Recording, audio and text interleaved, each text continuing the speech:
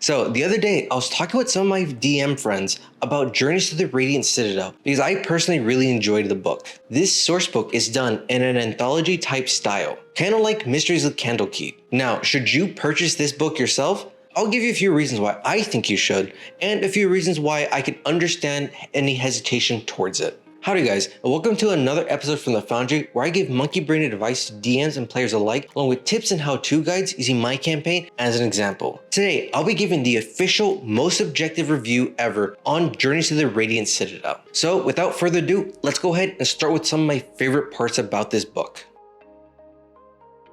Like I stated earlier, it's an anthology. It's a compilation of a bunch of short adventures, and I find that so much more useful and beneficial as a DM versus a long campaign setting with a long adventure attached to it. Having a bunch of short adventures makes it really easy to drop any of these stories into our own campaign, as there are adventures ranging from levels 1 all the way up to level 14. Along with that, we have this amazing hub world, kind of like Dark Souls or Demon Souls, where all the adventures kind of link together into the Radiant Citadel itself. From here, our adventurers can easily reach any of the different worlds and locations, can experience these short adventures either on our own homebrew planets or in the Forgotten Realms themselves, as all these adventures technically don't take place on the Citadel itself. Now, as someone who really enjoys learning about different histories and cultures, I think this book is absolutely amazing. In my research for this review, I discovered that it was written by a compilation of different authors who each come from these cultural backgrounds themselves. That way, they're all writing from their own personal perspective and experience in these cultures and in these events themselves. And let's be honest, as DMs, we do this all the time, constantly pulling events from our own personal history or just history in general, or some of the media that we consume.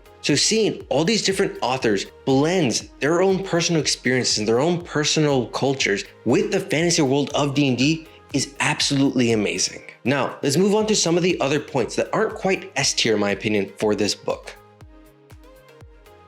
As a DM that loves to throw new monsters at my party to kind of keep them on their toes, I'm a little disappointed that this source book only has 11 new monsters. These 11 monsters are perfectly tailored for their specific adventure, so I understand why there isn't more. Another interesting point is the Radiant Citadel itself, as the geopolitical landscape here is kind of interesting. There isn't a dominating faction, as every major family here holds equal power, and they all have the same amount of authority to shut down the city altogether or make sure it all prospers together. This makes it really easy to drop in political intrigue type plot hooks in your own campaign, because I know not every player wants to have constant combat and would rather try to negotiate their way through, and this gives them perfect opportunities to do that. As stated earlier, all these different adventures pull from different cultural backgrounds, so they're not our normal Eurocentric type medieval fantasy stories. I understand to some DMs, this point might be considered bad, but I personally really like it. The way the Radiant Citadel is set up allows us to create our own homebrew families or factions that also can contribute and take part in the Citadel's culture. Where I understand some DMs don't want to have to put in that legwork themselves, I really enjoy having that option there, as it allows me to create my own interesting crystalline guardian to protect that family, just like how all the other families have their own. And now let's move on to the parts that I feel like could be improved on in this book. Now, before I get into what I think could be improved on in this book, let's go ahead and get some of the non-issues out of the way first. First off, I don't like this weird argument that's going on in the community about the fact that there's one line that asks us to be a little bit more culturally aware.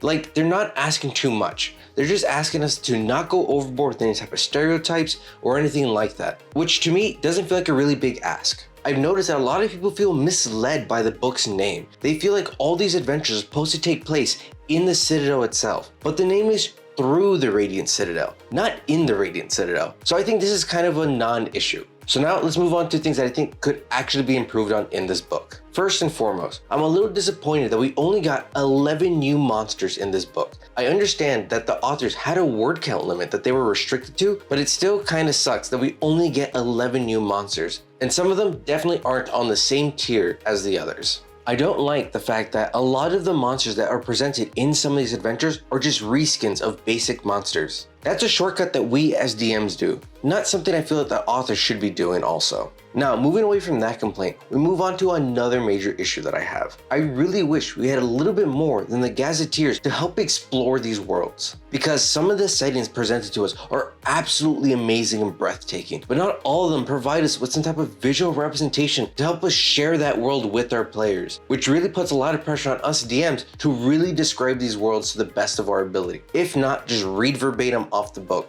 which always feels a little weird. And as for my last major complaint with this source book, I think it's the fact that a lot of these adventures are really linear. I understand by their nature, these adventures are going to be a little bit more linear. Along with that, this is the first adventure a lot of these authors have ever written for D&D, so I commend them for their efforts. But it still sucks that a lot of these adventures are just handing the players off from one NPC to another, and the story just kind of happens to them. And a lot of them, they don't get a lot of player agency to really make their own decisions and affect how the story really goes. It's all very predetermined. But I'll get more into that as I rank the adventures in a bit. So in conclusion, I think this adventure book was very successful. I personally would rate it a 7.5 out of 10. I think with the limitations and restraints placed on the authors in terms of word count and page count allotted to them, on top of the fact that we had 10 plus authors write this book together, I think they did a pretty good job. I like the fact that for the most part, we did at least get a few new monsters that are really thematic and make a lot of sense in their campaigns, and they can also easily be placed into a lot of our own campaigns if we wanted to.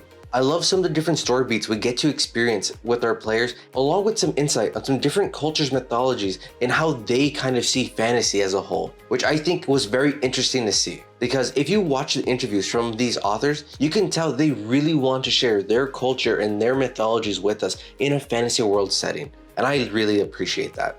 I hope Wizards of the Coast continues to put out source books like this, more so along the anthology style, because I find those a lot easier to introduce into my own campaigns than completely pausing my campaign or derailing the main story for this really long campaign that might not be everyone's vibe. Now, without further ado, let's go ahead and start ranking these adventures. Now, before we get into the actual adventures themselves, let me break down the criteria that I will be using to rank the different adventures. First, we have S-tier adventures. These adventures have all their story elements working together harmoniously. It's super clean and should be fairly easy to run at any table, and it requires very little homebrewing to help make things work. Any homebrewing done would just enhance the experience. Next up, we have A-tier adventures. These are adventures that I would consider great. They are still fairly clean and should still be fairly easy to run at your table, but with a few small changes in either the events or the themes of the adventure, it can easily be considered S-tier. The obvious next tier would be B-tier. These are adventures I consider good. The story overall can be run as it's written, however, I think one of the elements of the story is either lacking or underutilized. The story elements either lacking or underutilized, or either the hook, the journey, or conclusion. So obviously the start, middle, and end. That, or the themes presented, all kind of feel disconnected, but otherwise still fairly good adventures. In my opinion, these adventures would require some homebrewing to tweak that part of the adventure that is a little bit lacking to help bring it up. Next, we have our C-tier adventures. They're an adventure for both the players and the DM, honestly. Two or more key story elements are lacking or underutilized, meaning that the players really just need to roll with the punches as the DM tries their best to make the story coherent. Now this brings us to our final tier, F-tier adventures. Honestly, I can't say much about these adventures aside from thanks for the setting and a little bit of the world building, because aside from that, the story elements don't make sense together. None of these elements fit together in a coherent manner, which requires the players to either suspend their beliefs astronomically, just accepting that all these events are mere coincidence, while also requiring us DMs to really just rewrite the whole story altogether. But without further ado, let's go ahead and jump into our first adventure. Starting with the first adventure presented in this book, we have Salted Legacy. This is an adventure for parties of levels 1 through 2. Now, if you're looking for an adventure with a lot of combat in it, you might not like this one. But if you want an adventure to help ease the party in with mostly social encounters, this is the perfect one for you. The goal of this adventure is to figure out what's going on between these two rival night market families. And the party does this by investigating the night market itself, trying to talk with different shopkeepers. But like you would expect, they don't want to talk with outsiders, especially sharing market secrets. So to fix this, the party needs to engage in a whole bunch of wacky competitions called the market games. I really like this adventure. I personally would rank it an A tier adventure. The only things I think that could really bring this to an S tier adventure would be adding a little bit of flair. We can tweak the beginning where they first meet the kobold, and instead of it being a very direct confrontation with them, maybe this kobold is running off instead and the party has to chase them down. This gives us a nice little chase sequence where the party can flex some of their athletics or acrobatic skills. Additionally, the only other part that I think that would require a little bit of homebrewing would be some of the night market games. Make them market games only happen maybe once a night. That way, there is some purpose for them and the traders can actually all go and watch them.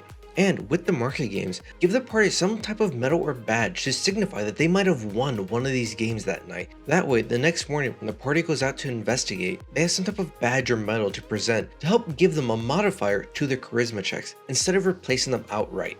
But overall, I think this is a great adventure to quickly ease the party in.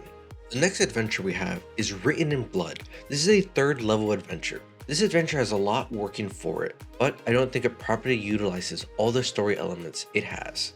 I find it very unfortunate because we have all this atmospheric horror that would really work well to build this cool story, but it's just not utilized well. The Land of Godbreath is interesting. The naming conventions are cool, but the story doesn't connect.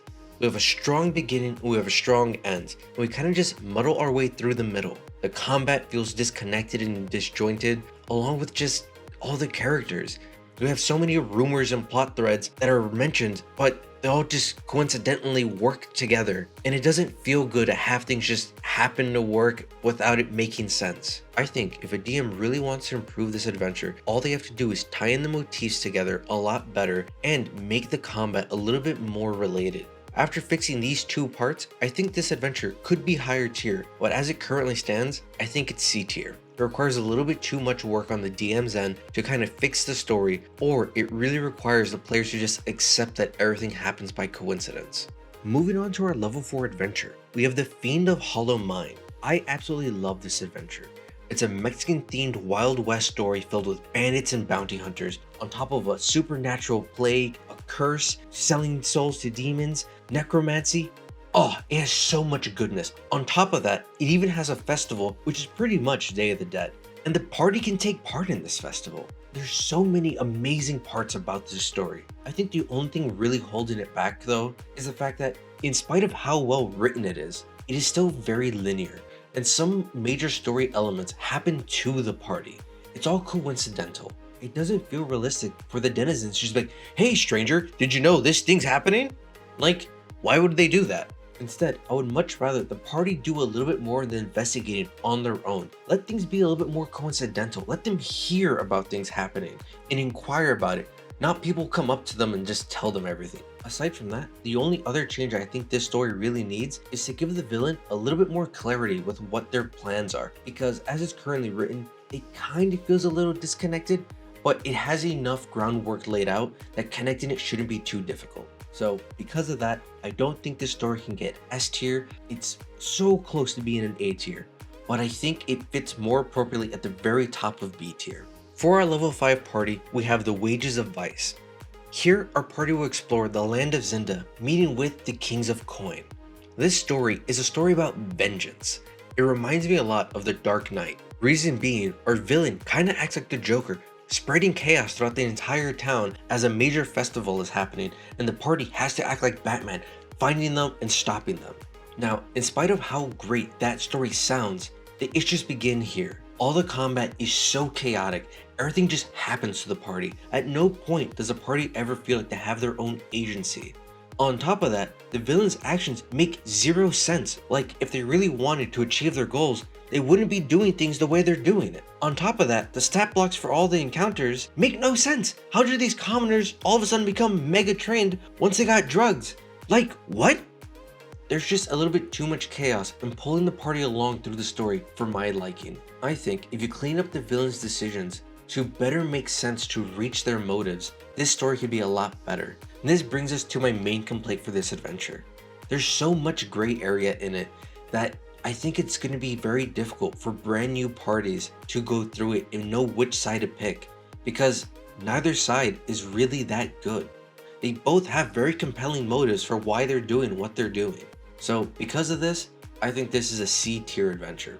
It has everything it needs to be fun, but it's just not utilizing it properly. Moving on to level 6, we have Sins of Our Elders. Here, we have a story about vengeance, a spirit stealing the memories of its community that have forgotten her. In this story, it's up to our players to navigate this entire city to try to figure out what's going on and bring harmony back to it. And I personally really like it. It reminds me a lot of Salted Legacy, but on a grander scale. I think the way it begins and how our party is introduced to the city, how they can navigate through and see all the different cool areas about it, along with learning about all the draconic origins of the city, I think is just absolutely amazing. It was so fun to read, and I can't imagine how much more fun it'd be to run. Now, of course, there was still one thing that I feel like wasn't done as well as it should, but it's a very minor thing and can be easily fixed. What is our spirit's plan? They're stealing their memories, sure, but why? Are they trying to destroy the city? Are they trying to torment it? Why are they doing this? Aside from that, I only have a few nitpicks. It describes these nightly attacks by CR2 monsters and there only being a few deaths. No, if these are commoners, these are massacres. CR2 monsters are not only killing 1 or 2 people, like it is leveling a whole block. Let's be honest. On top of that, the fog memory mechanic, it's unclear if the party is also affected by this or just as denizens. So if you fix the one main issue about giving the villain a little bit more of a motive and then kind of explain those 2 nitpicks a little bit better, I think this adventure could easily be S tier. But because of those small issues, I think this is easily A tier. Because honestly, we have such a good story, such a good plot line, and some player agency. We just need to point it a little bit better and easily a great session or 2. For level 7, we have the most terrifying adventure in this entire book, maybe in any setting period. Gold for Fools and Princes. In this adventure, we have a political rescue mission in a dungeon crawl setting. The new monster introduced in this adventure is a gold-eating giant ferret. Now, if that doesn't strike fear in every loot goblin's heart, I don't know what will. But enough of the scary monster. Let's get back to the actual story itself. It just kind of happens to the party. Again, a reoccurring theme in these adventures, but in this one, it's a little bit more exaggerated. The party literally has almost no say whatsoever. They're strong-armed into every political debate, and they're forced to pick a side without a lot of reasoning to do so. And they can't even really pick that side. All they can do is try to encourage that guy to speak up for himself. And that feels pretty bad. On top of that, our villain's motives make no sense. His actions have just as much chance to get in his own way if the party did nothing. And that sucks. It's really unfortunate that a lot of these villains' plans don't make a lot of sense to reach their motives. But in spite of all of that, I think the setting itself is fairly interesting. I like how it's built up. It's just really held back by the dungeon crawl aspect of it. We can't explore the land if we're stuck inside of a mine the entire time. On top of that, every single combat encounter that the party does is with spectral beings. They can't even loot anything. So sadly, with all those demerits, I don't think this adventure is anything but an F tier. As a DM, I have a lot to prepare to try to make this story a lot more cohesive and fun for my party.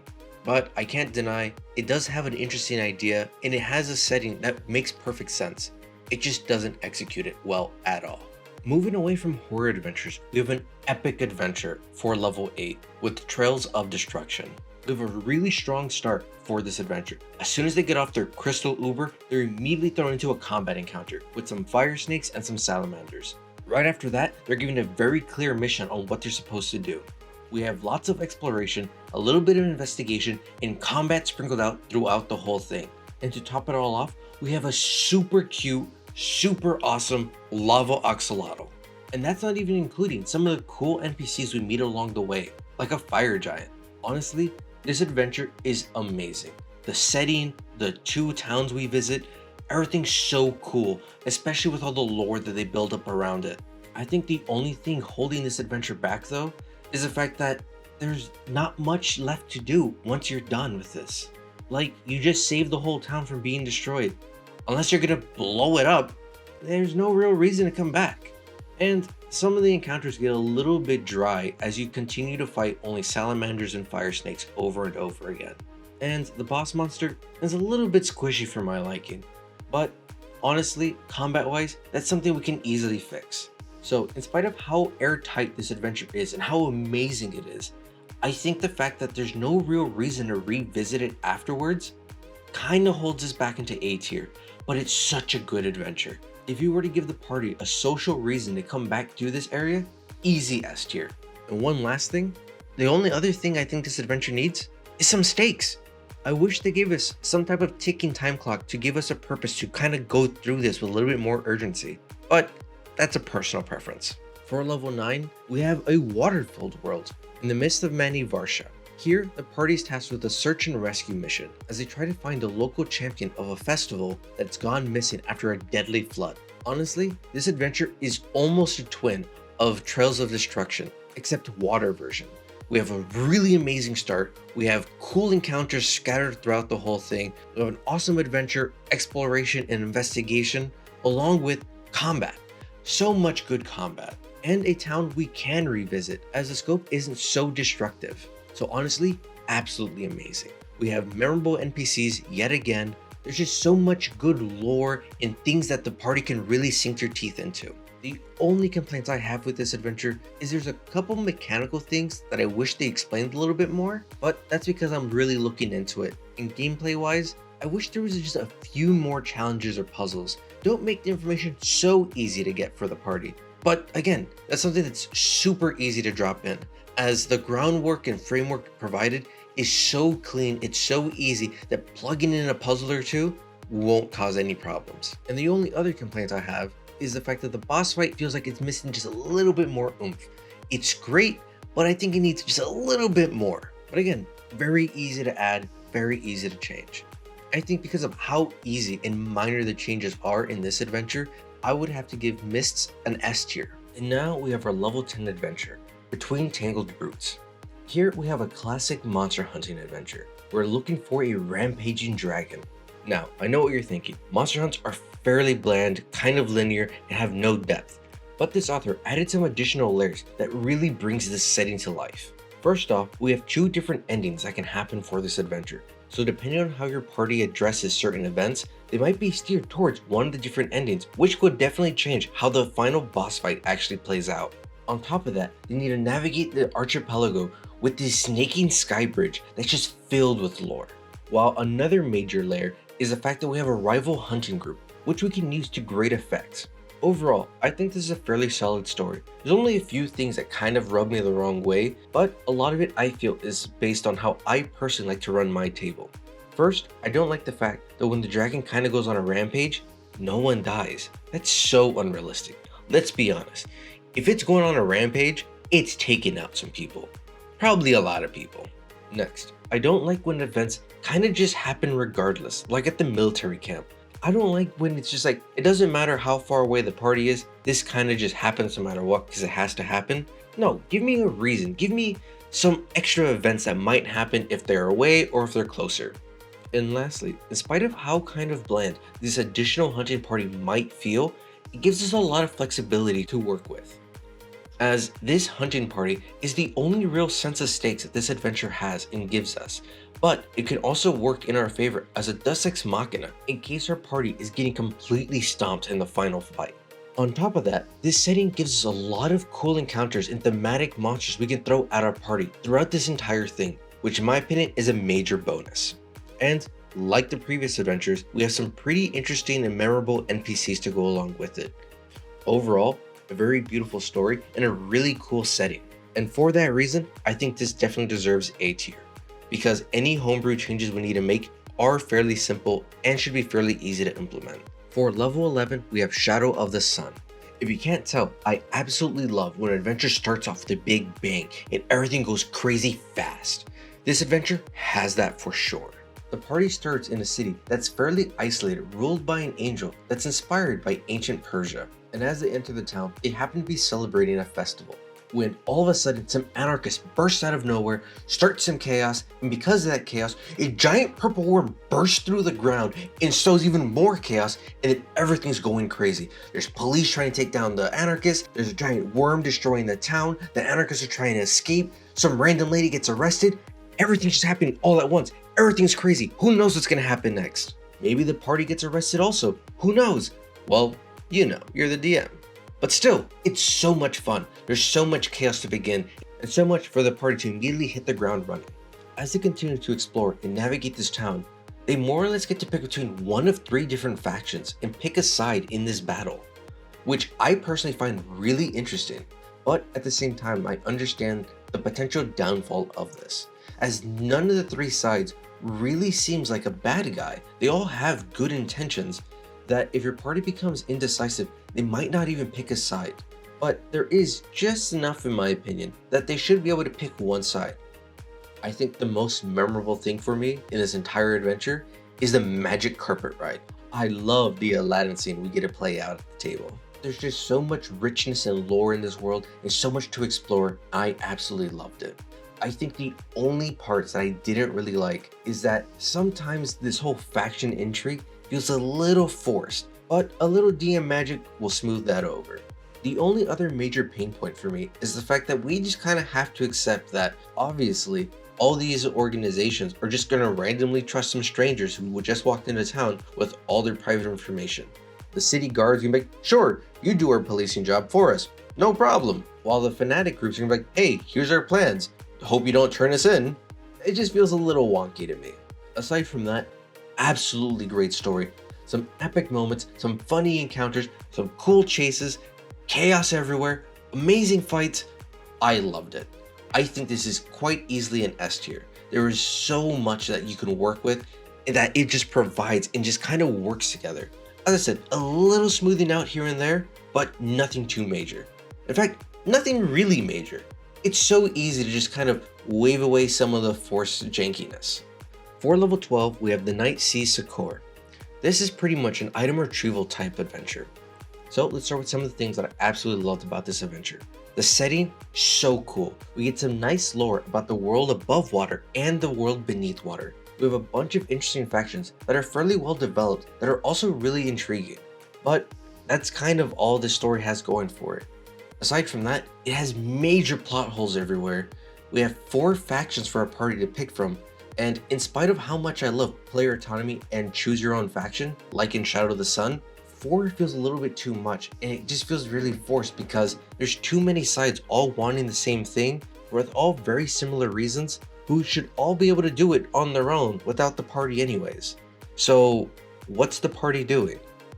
Well, I'll tell you what, they're being handed from NPC to NPC like a baton, and that kinda sucks. In spite of the autonomy of being able to pick which of the factions they join, they're really just handed over from one person to the next and don't really get to do much on their own. I don't like to handhold my party like this. I think there's just a little bit too much that we have to patch up as a DM for me to give this anything above a C tier ranking. For level 13, we have Buried Dynasty.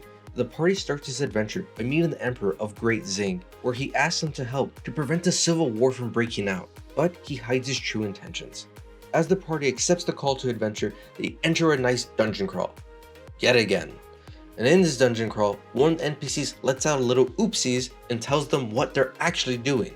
And like you can guess, the villain then steps in, starts a monologue, explaining everything that's going on, what their plans are, and how they've stopped the party by trapping them in an inescapable trap. And then they escape. And then they stop the bad guy. Now, as much as the villain in middle portion of this adventure kinda sucks, it has a very powerful end, and we're finally given some stakes in this adventure. Finally, a good motive to encourage the party to actually do something in this situation. Unless, of course, the party does want to see the town enter civil war. So if we take the weak middle of the dungeon crawl, in spite of its traps and cool re-flavored monsters, coupled with the fact that the villain just feels so B tier, I don't think this adventure deserves anything more than a C.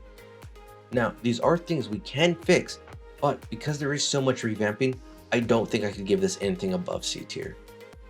For our final adventure in this book, we have Orchids of the Invisible Mountain.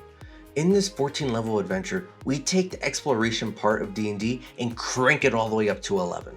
Our party gets to travel from the Feywild to the Far Realm and even beyond. It's absolutely amazing, as they try to prevent otherworldly forces from tearing the land apart. To me, this is the type of high-octane, high-fantasy adventure that I love. I love exploring the vast world of D&D and seeing all the different types of wacky monsters that exist there. It's one of the main reasons that made me fall in love with D&D to begin with. I love the epic scope of this adventure and all the cool places we can see. Along with that, we get another amazing NPC, Nene the Macaw. Now, in spite of all these amazing parts of this adventure, it falls into the same trap as all the others. It's a very linear adventure and requires us to really push the party along, but that makes sense, because with full player agency in this adventure itself, how are they supposed to know where they're supposed to travel to if someone doesn't kind of nudge them along? So I kind of take that with a little bit of a grain of salt and forgive it a little bit here. I do think that it makes up for that though with all the different encounters that we get to have. Because I understand exploration isn't everyone's favorite part about D&D, along with the extra homework we as DMs have to properly research these locations so we can understand what type of world our players will visit, I think this adventure deserves a B. I would love to give this adventure an A tier ranking, but I don't think that's a fair assessment because I understand that not all DMs feel the same way I do when it comes to exploration, along with having all these different wacky encounters in different environments that are constantly shifting. But with that, we wrap up all 13 adventures, presenting us with our final tier list. 2 adventures in S tier, 4 adventures in A tier, 2 in B, 4 in C, and sadly 1 in F. Overall, I think we have so many good adventures in this book that I really can't recommend it enough. I love the anthology style, I love the settings presented to us, and the frameworks provided to us do help make up for the fact that even though some of these adventures I feel are a little bit weaker than the others, we can still really work with them. So if you found this video helpful and enjoyable, comment down below which adventure was your favorite and what your incarnate would look like for your homebrew family in the Citadel itself. If you don't want to miss out on future reviews like this, go ahead and subscribe so you don't miss when I release my review on Dragonlance. And in the meantime, if you're curious about whether Spelljammer is worth purchasing, go ahead and check out my review on that. But yeah, see you guys next time.